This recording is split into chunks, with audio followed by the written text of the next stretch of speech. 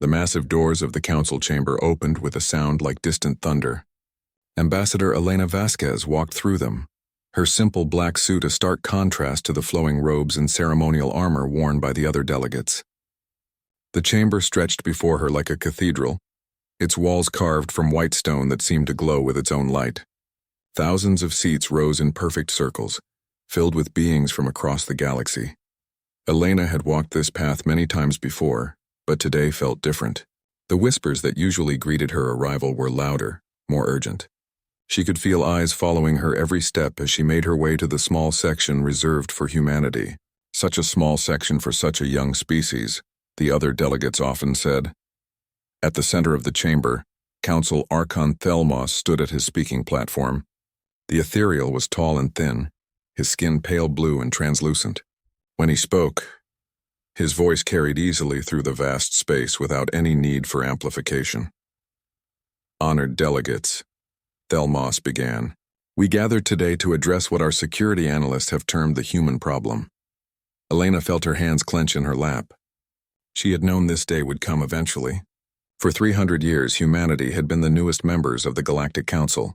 They had followed every rule, paid every tax, and kept to their assigned territories.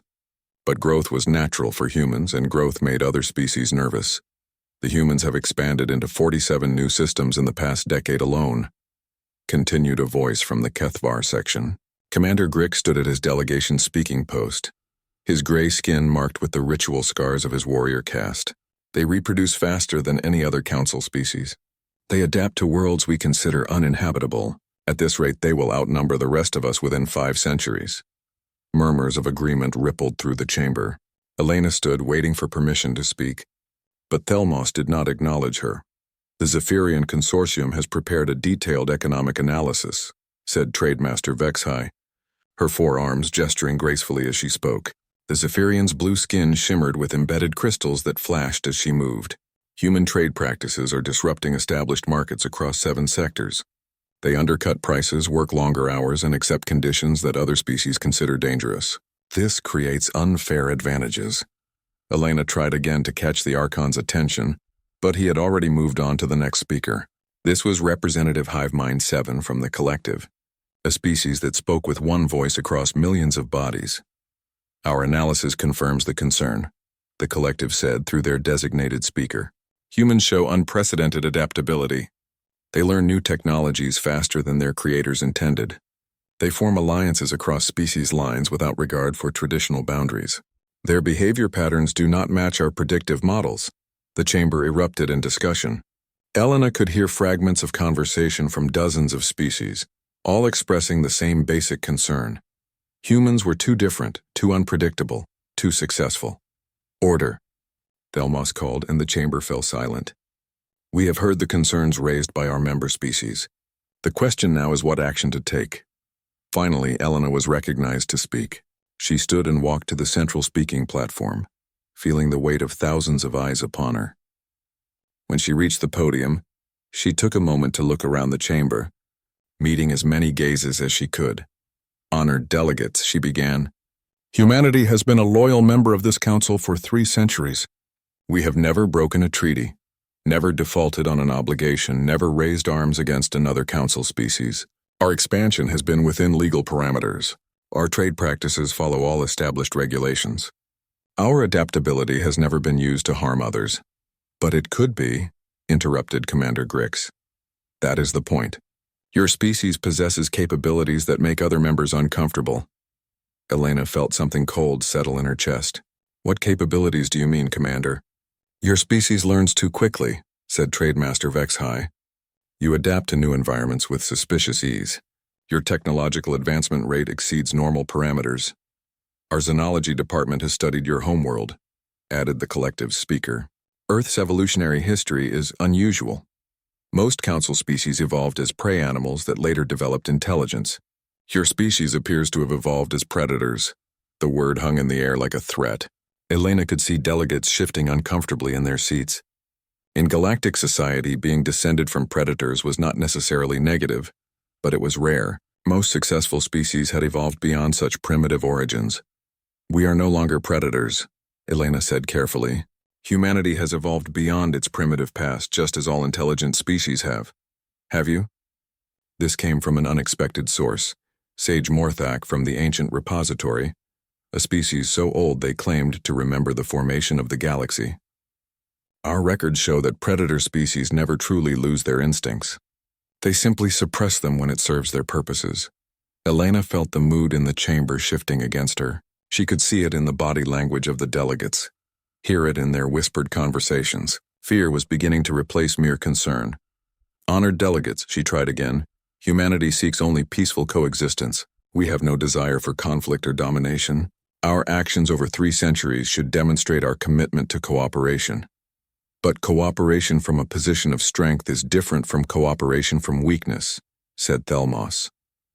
The question before us is whether we can trust your species' commitment to peace when you no longer need our protection or approval. The voting began almost immediately. Elena watched in growing disbelief as species after species voted to impose restrictions on human expansion, trade limitations, and mandatory oversight of human research programs. The measures were presented as temporary safeguards, but Elena knew better. This was containment, pure and simple. The final vote was 847 in favor, 3 against, with 12 abstentions. Elena's hands were steady as she made notes, but something was changing inside her. Something that had been sleeping for 300 years was beginning to stir. After the session ended, Elena walked slowly back to her quarters on the diplomatic level of Nexus Prime. The corridors were quiet now, most delegates having returned to their ships or private residences. She passed a viewing port and stopped to look out at the stars.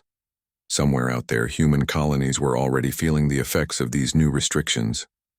Trade routes would be disrupted. Research projects would be terminated. Expansion plans would be canceled.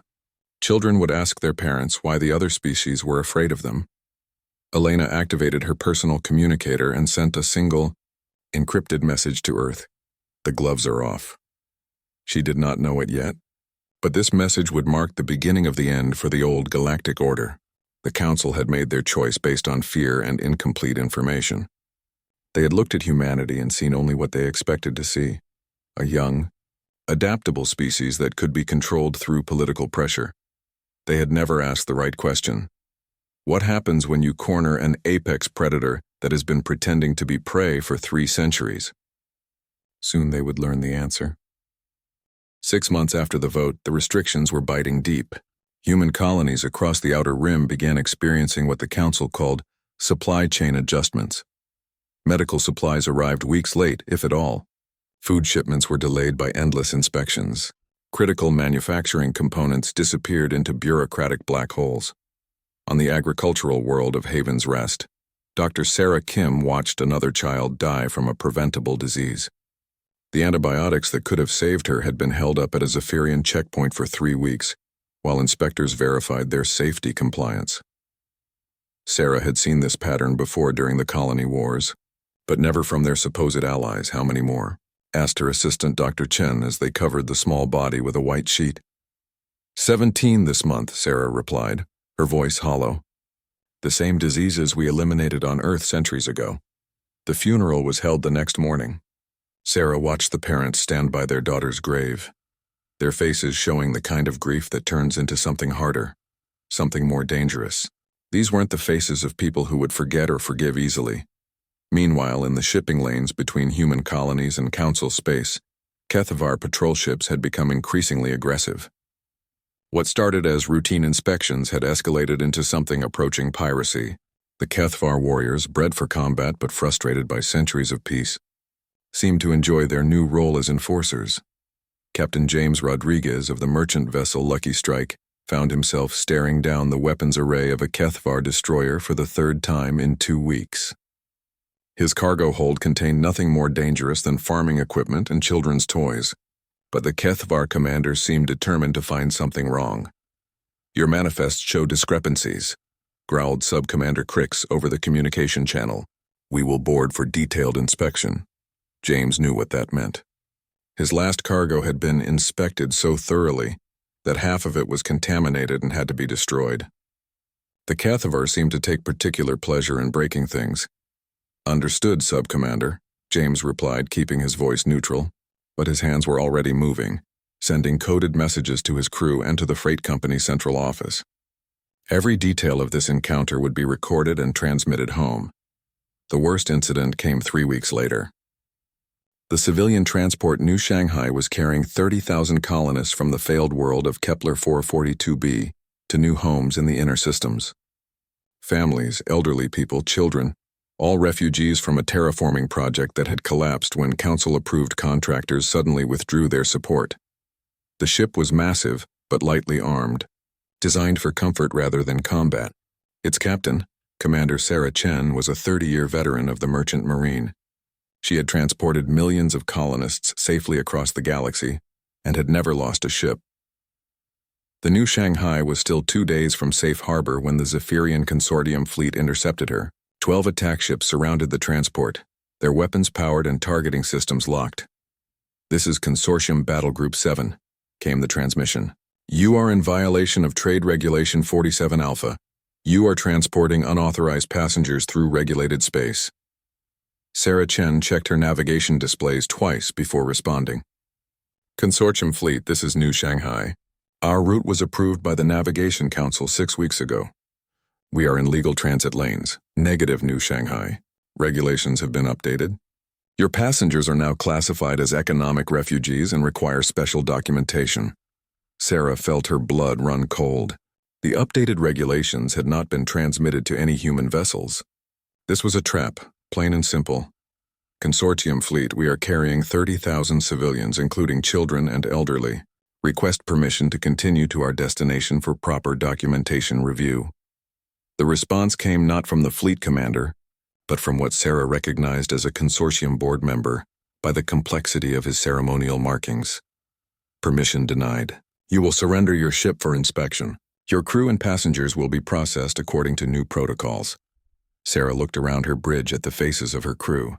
They were good people, professional spacers who had devoted their lives to keeping civilians safe.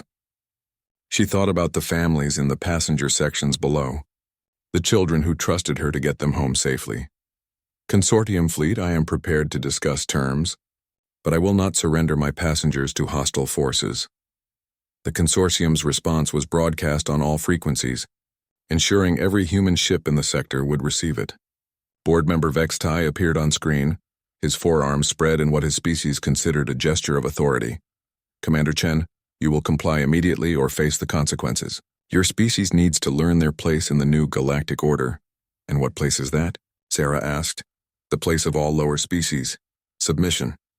Sarah Chen had been in space for 30 years. She had faced pirates, system failures, and natural disasters. She had never run from a fight she couldn't avoid. But 30,000 civilian lives were not a price she was willing to pay for pride. "I surrender the ship," she said quietly. The boarding took 6 hours. The consortium troops moved through the New Shanghai like conquerors, separating families, confiscating personal belongings, and treating the refugees like criminals. They forced the passengers into the cargo holds and detention cells, cramming them together in conditions that violated every civilized treaty. But they saved the worst for last. Sarah Chen was brought to the main viewing deck, where consortium recording equipment had been set up. Board member Vextai stood waiting for her, his ceremonial robes glittering under the harsh lights. "Commander Chen," he said, his voice carrying clearly in the recorded transmission that would be sent across the galaxy, "your species needs an example of what happens to those who defy lawful authority."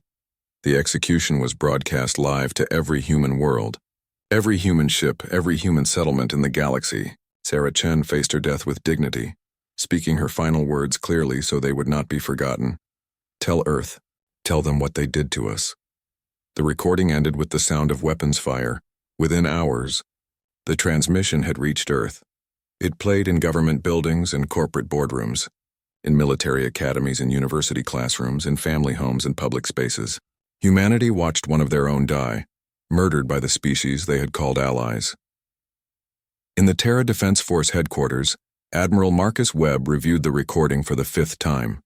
His staff officers sat around the conference table in silence, their faces showing the same expression Sarah Chen had worn, the look of prey animals realizing they were about to become predators.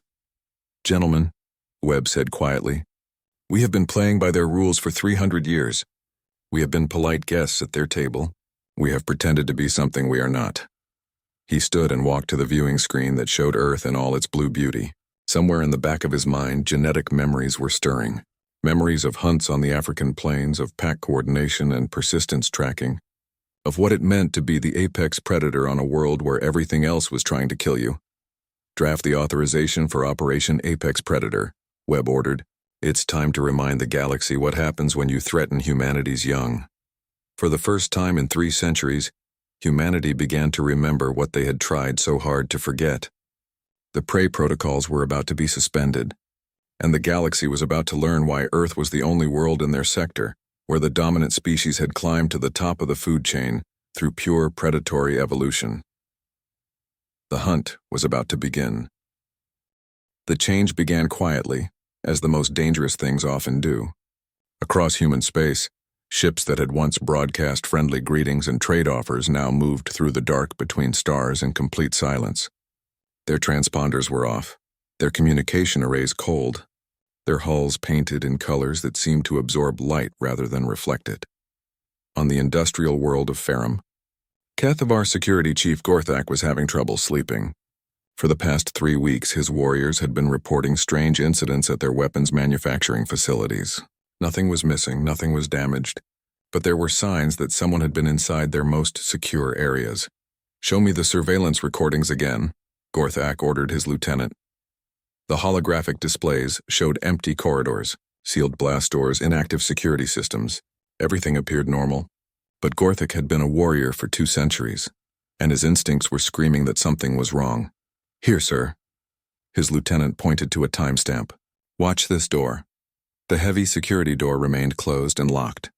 The electronic system showed no breach, but if you looked carefully at the shadows, there was something that might have been movement. A flicker that could have been nothing, or could have been someone passing by who knew exactly how to avoid the sensors. "Run a full inventory of the restricted areas," Gorthak ordered. The inventory took 6 hours and revealed something impossible. Nothing was missing, but everything had been photographed, scanned, and analyzed. 30 years of weapons development, tactical manuals, and classified research had been copied without leaving any trace of the intrusion. The only sign of the intruders was a message left in the main computer system, written in perfect HFY military script. "Thank you for the education. Your former prey," Gorthak stared at the message for a long time. The HFY had always prided themselves on being the greatest warriors in the galaxy.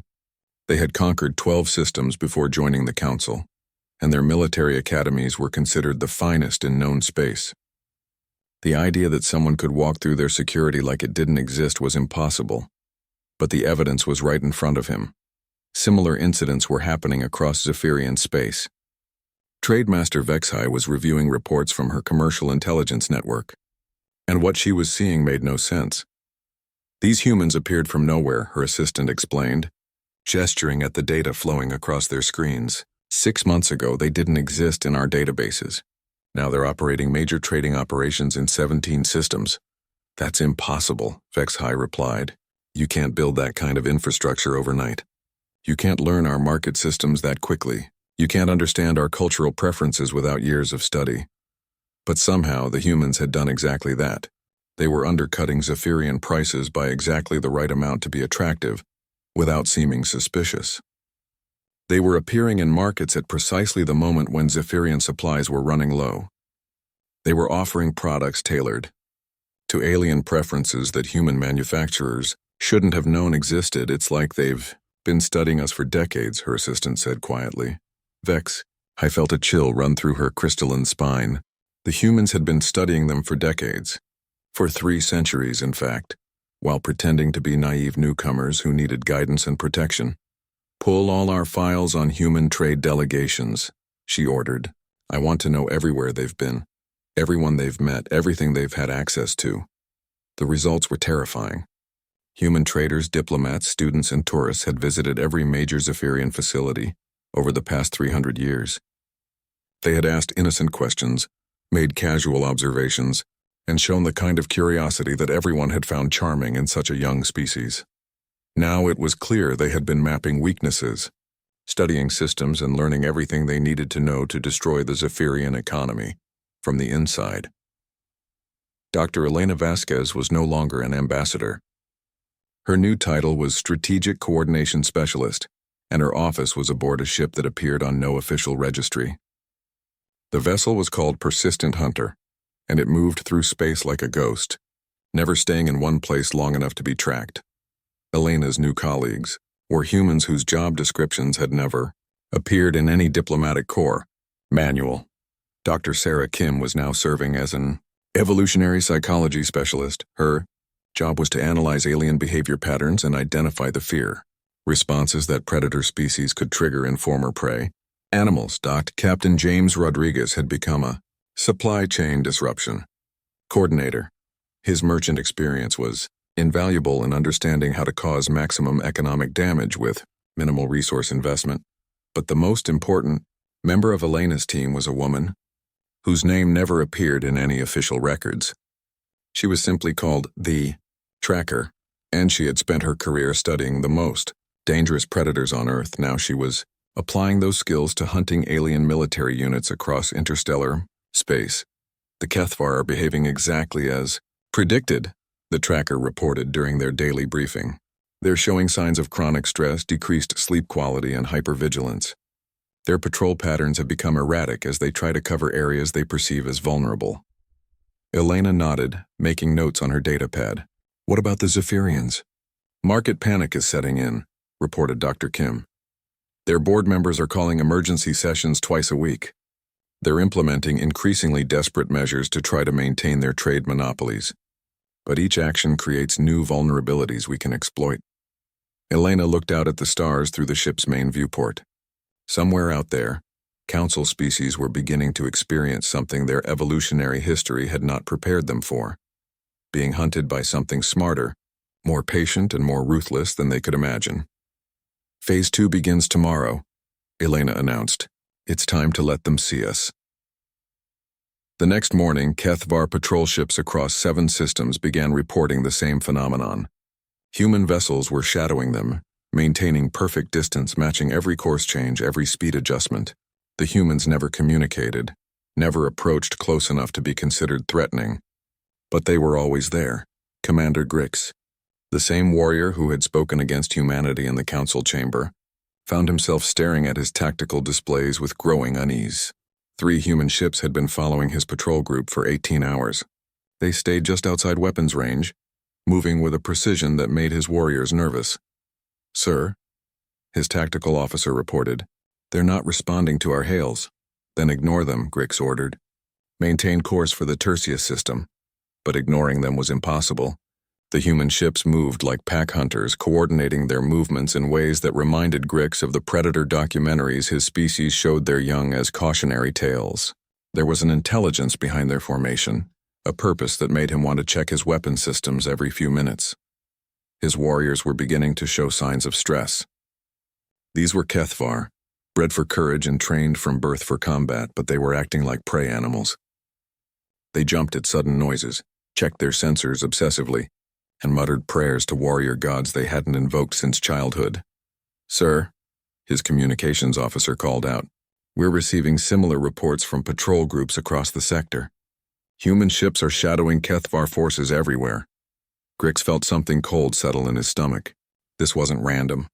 This was coordinated, planned, executed with the kind of precision that his own military academies taught as the highest form of strategic thinking.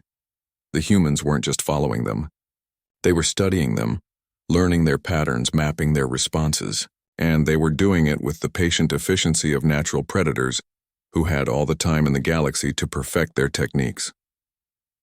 For the first time in his military career, Commander Grix understood what it felt like to be prey. The hunt had entered its active phase, and the galaxy was beginning to understand the difference between being watched and being stalked. On the Zephyrian core world of Crystalline Heights, board member Vextai found himself checking his personal security screens for the 5th time that morning. The humans walking through his city were perfectly legal visitors, carrying proper documentation and following all local laws. But there was something wrong about the way they moved, the way they watched, the way they seemed to catalog everything they saw. A human couple sat at a cafe across from his office building, sharing breakfast and reading local news feeds. They looked like tourists, But Vextai noticed they had been sitting at that same table for 3 days, always at the same time, always watching his building. When he sent security to question them, they produced perfect identification and tourist permits. They spoke polite Zephyrian and claimed to be enjoying their honeymoon. But honeymoon couples didn't usually carry military-grade communication equipment disguised as jewelry. The pattern was repeating across Zephyrian space. Humans were everywhere, blending into crowds, visiting public spaces, conducting perfectly legitimate business. But their presence created an atmosphere of unease that was affecting the entire population. Zephyrians found themselves walking faster through their own cities, checking over their shoulders, avoiding areas where humans gathered. It was Dr. Sarah Kim who had designed this phase of the operation. Her research into predator psychology had revealed something important. The fear response wasn't triggered by direct threat, but by the presence of something that registered as dangerous on a subconscious level.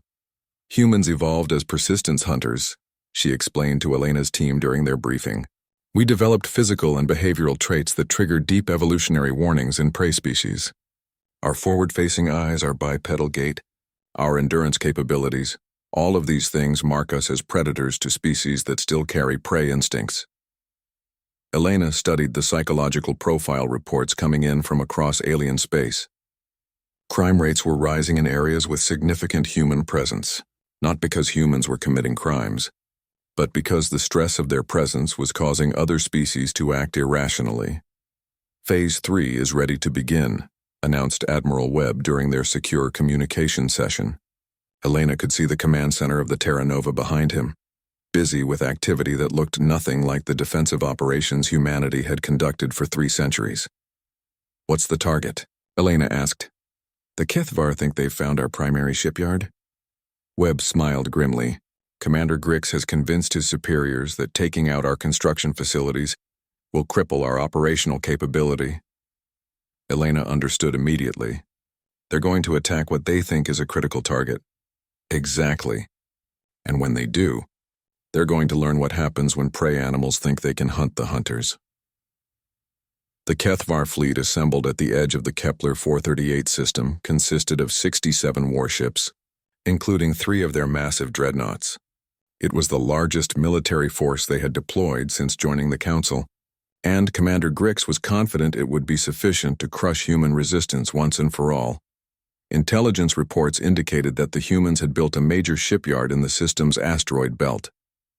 The facility was reportedly producing the stealth ships that had been shadowing Kethvar forces across the sector.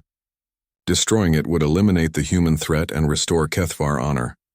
All ships prepare for combat approach, Grix ordered. Target the construction facilities. We show these former prey animals what real warriors can accomplish. The Kethvar fleet moved into the system in perfect formation, their weapons powered and shields at maximum. They had trained for this kind of operation for decades, and their tactical coordination was flawless. That was why it took them almost 10 minutes to realize they were surrounded. Sir, his sensor operator called out, his voice tight with disbelief. I'm detecting human ships throughout the asteroid field. They're everywhere. Grix studied his tactical display in growing horror. The asteroids weren't just hiding a shipyard, they were hiding an entire fleet. More than 100 human vessels had been waiting in perfect concealment, their stealth system so advanced that the Kethvar sensors hadn't detected them until they powered up their weapons. How is this possible? Grix demanded. His answer came from an unexpected source. A communication channel opened, and the face that appeared on his main screen belonged to Admiral Marcus Webb himself. Commander Grix, Webb said calmly, welcome to your education in apex predator behavior. What you thought was our weakness was actually our trap. Grix felt his mouth go dry. The shipyard was evacuated 12 hours ago. We've been monitoring your communications since you began planning this attack. Did you really think we wouldn't notice your fleet movements? The tactical display showed the true situation now. The Kethvar fleet was completely encircled, outnumbered 2 to 1, and positioned exactly where the humans wanted them. Every asteroid that could provide cover was occupied by human ships. Every escape route was blocked. This is impossible, Grix whispered. Our intelligence was perfect. Our planning was flawless. Your intelligence was fed to you by human agents who have been operating in your territory for months, Webb explained. Your planning was monitored by the same humans who designed your current tactical situation. Commander, you've been hunted from the moment you decided to hunt us. The battle that followed lasted exactly 18 minutes. It wasn't the desperate fight that Grix had expected, but a carefully orchestrated demonstration of human military capability. The Kethvar ships found themselves facing weapons they had never seen before, tactics they had never encountered, and coordination that made their own legendary discipline look amateur.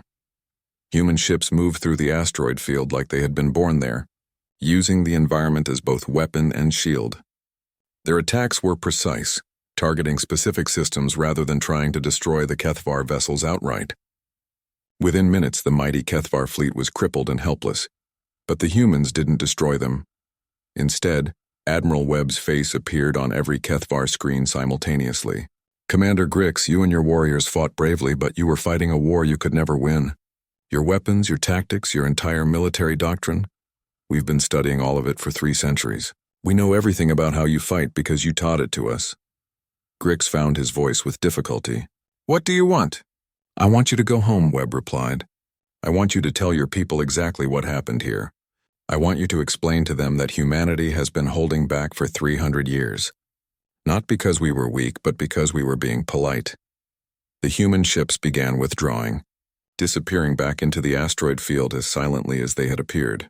Within an hour, the Kethvar fleet was alone in the system, their ships damaged but not destroyed, their warriors humbled but alive. Sir, Grix's communications officer said quietly, we're receiving a final transmission from the human fleet. The message was brief and delivered in perfect Kethvar military protocol. The hunt is over when we say it's over. Remember that. As the Kethvar limped home to report their defeat, similar operations were concluding across the galaxy. Human forces had struck simultaneously at Zephyrian economic centers, collective data networks, and council administrative facilities, not to destroy them, but to demonstrate that they could be destroyed whenever humanity chose. The message was clear.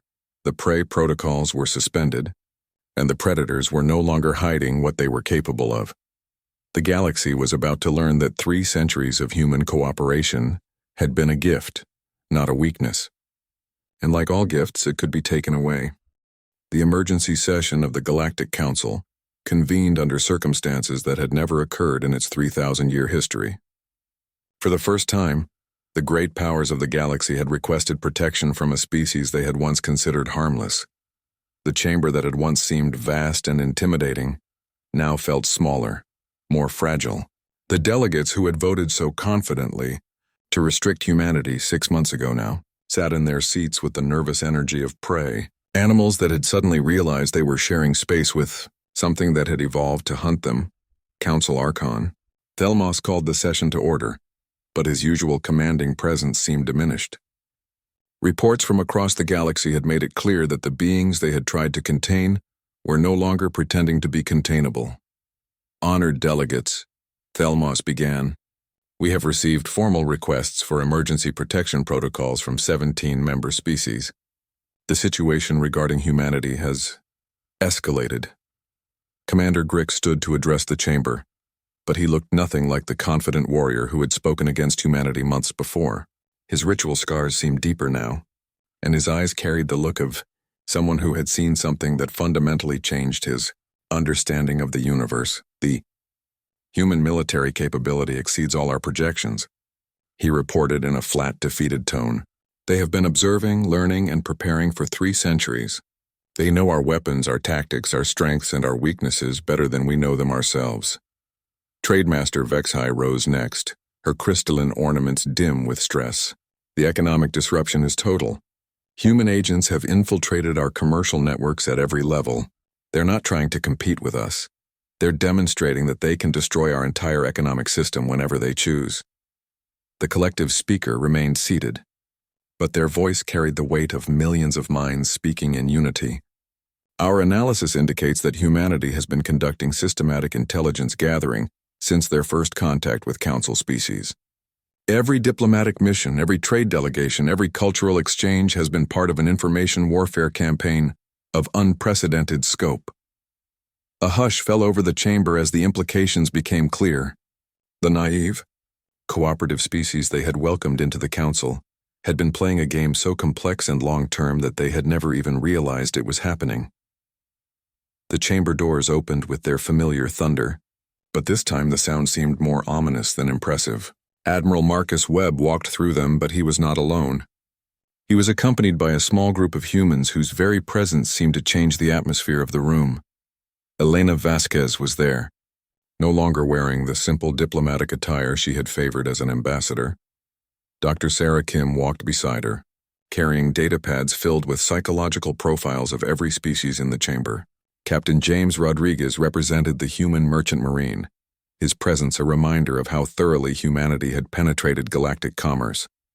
But it was Admiral Webb himself who drew every eye. He moved through the chamber with the confident stride of an apex predator that no longer saw any reason to hide its nature. When he reached the central speaking platform, he did not request permission to address the chamber. He simply began to speak. "Honored delegates," Webb said, his voice carrying easily through the vast space. "You called this session to discuss humanity's recent actions. I'm here to provide context for those actions and to clarify humanity's position going forward." He activated a holographic display that filled the air above the speaking platform. The display showed a three-dimensional map of the galaxy, with human territories marked in blue and council space in various other colors. For 300 years, humanity has operated under what we called the Prey Protocols, Webb explained. These protocols required us to suppress our natural capabilities, avoid threatening other species, and present ourselves as harmless newcomers who needed guidance and protection. He touched a control, and the display zoomed in to show human colonies, trade routes, and diplomatic missions throughout council space. During this time, we conducted the most comprehensive intelligence operation in galactic history. We mapped every major military installation, studied every economic system, analyzed the psychological and cultural weaknesses of every council species, and positioned assets throughout your territories.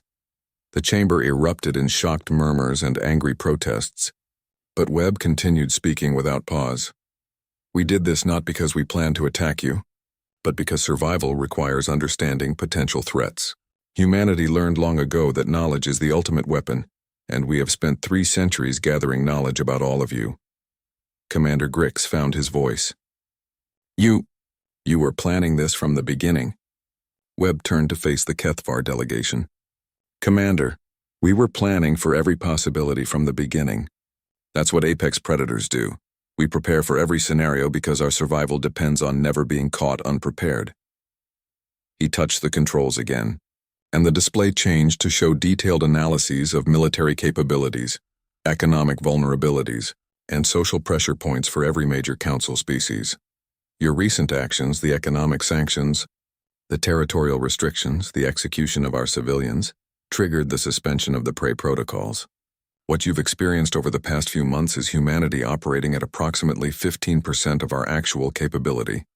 The silence that followed this statement was absolute. Even the normally chattering Zephyrians were speechless. "You want to know what we are?" Webb asked the chamber. "We are the only species in this galaxy that evolved to the top of our food chain through pure predatory evolution. We are persistence hunters, pack coordinators, and pattern recognition specialists. We are the descendants of creatures that hunted megafauna to extinction, using nothing but intelligence, endurance, and cooperation." He gestured to his companions. "Dr. Vasquez has spent her career studying interspecies psychology. She understands exactly which of your fear responses we can trigger and how. Dr. Kim specializes in evolutionary behavior patterns. She knows better than your own scientists how your species will react under stress. Captain Rodriguez has mapped every weakness in your economic systems." Elena stepped forward and addressed the chamber directly.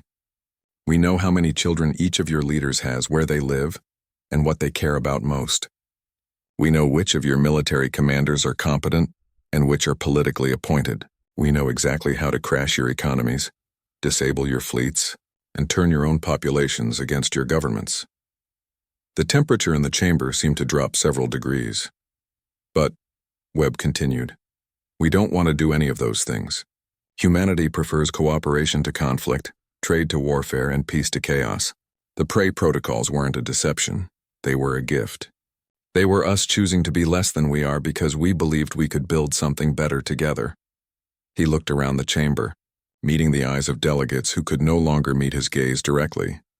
The question now is whether that gift can be restored, whether this council is capable of treating humanity as equals rather than threats, whether you can accept that we are not and have never been the harmless newcomers you thought we were. The voting began immediately, but this time there was no debate, no discussion, no confident speeches about containing the human threat. The resolution to remove all sanctions and restrictions on humanity passed with only 3 abstentions and no opposing votes. As the formal ceremonies concluded and delegates began filing out of the chamber, Elena approached the speaking platform one final time. She waited until most of the chamber had emptied before delivering humanity's final message. The prey protocols have been suspended, but they have not been cancelled, she announced to the remaining delegates. Whether they are reinstated depends entirely on how this council chooses to treat humanity going forward. You now know what we are capable of when we stop pretending to be something else. She paused, letting her words sink in. We are apex predators who chose to be diplomats. We are persistence hunters who chose to be traders. We are pack coordinators who chose to be peaceful neighbors. These were choices we made, not limitations imposed upon us. As the human delegation prepared to leave, Elena delivered one final observation. You spent 300 years believing you were managing a young, naive species that needed your guidance. In reality, you were being studied by the most effective predators in galactic history. The fact that you're all still alive and unharmed should tell you everything you need to know about humanity's true intentions. The chamber fell silent as the humans departed, leaving the council delegates alone with the knowledge that their understanding of the galaxy had been fundamentally wrong for 3 centuries. Outside the station, human ships waited in perfect formation. They no longer hid their capabilities or pretended to be anything other than what they were. The galaxy's newest apex predators had revealed themselves, and everyone now understood that humanity's 3 centuries of cooperation had been the greatest gift in galactic history. The prey protocols remained suspended, but the option to restore them existed.